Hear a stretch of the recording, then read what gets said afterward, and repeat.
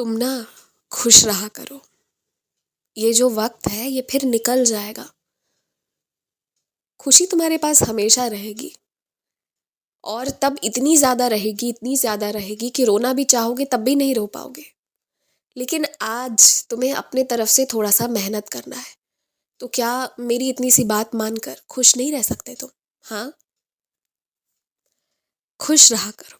खुश रहने भेजा था, खुशियाँ बांटने भेजा था तुम्हें, और खुशियाँ बटोरने भी भेजा था। तुम्हें लगता है ना कि कुछ चीज़ें मैंने तुम्हें नहीं दी है, लेकिन यदि देता तो वो तुम्हारे लिए इतनी बड़ी समस्या बनकर खड़ी होती जो तुम अभी सोच भी नहीं पा रहे। मुझे पता है तुमने मुझसे ये भी कहा था कि तुम हर समस्या के लिए तैयार हो, तुम्हें फर्क नहीं पड़ता।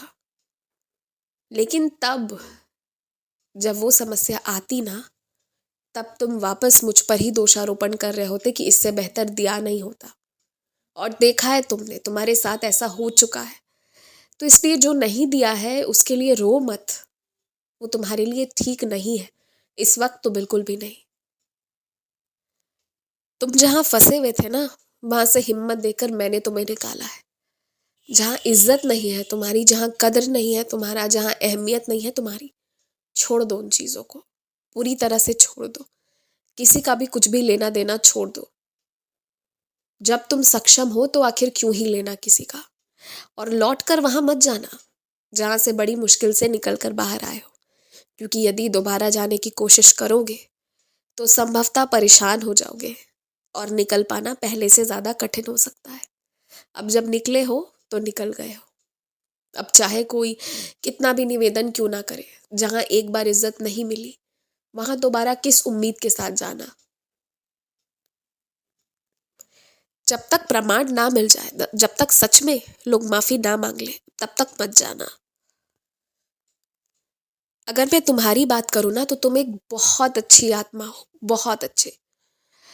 तुम्हारे मन में कुछ गलत गलत ख्याल कभी कभी आते हैं, पर वो सिर्फ मन में आते हैं।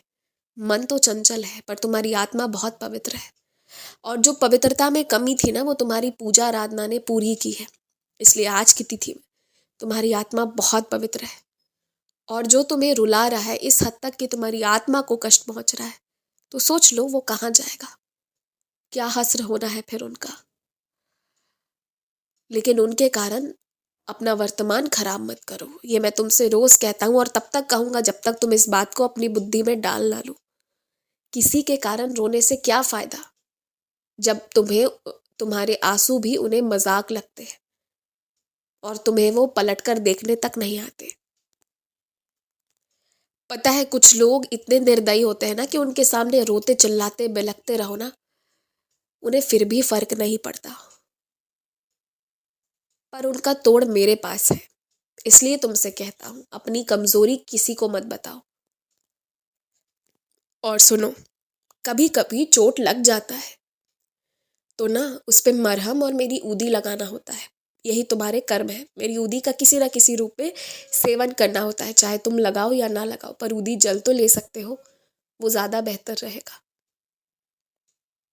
लेकिन उसके बदले ये नहीं सोचना चाहिए कि किसी के कहने पर तुम्हें मैंने सजा दी। ये सब क्यों सोचते हो तुम? ये चोट भी तुम्हारे लिए आशीर्वाद है। कैसे है वो तुम देखते जाओ। हर वो चीज जो तुम्हारी जिंदगी में आ रही है और जिंदगी से जा रही है, वो आशीर्वाद है, बहुत बड़ी कृपा है ईश्वर की। और एकदम छोड़ो, जो जा रहा है ना उसे बिल्कुल जाने दो, रोको जरा भी मत। क्योंकि वो मेरी मर्जी से हो रहा है, और मेरी मर्जी के बीच हस्तक्षेप करोगे तो दिक्कत तो तुम्हें ही आएगी ना। क्योंकि मेरी मर्जी अंततः तुम्हें खुश देखने की ही है, तुम्हें वहां तक पहुंचाने की है जिसके लिए तुम आए हो। तो समझो इस बात को। हमेशा खुश रहो, मुस्कुराते रहो, आगे बढ़ते रहो।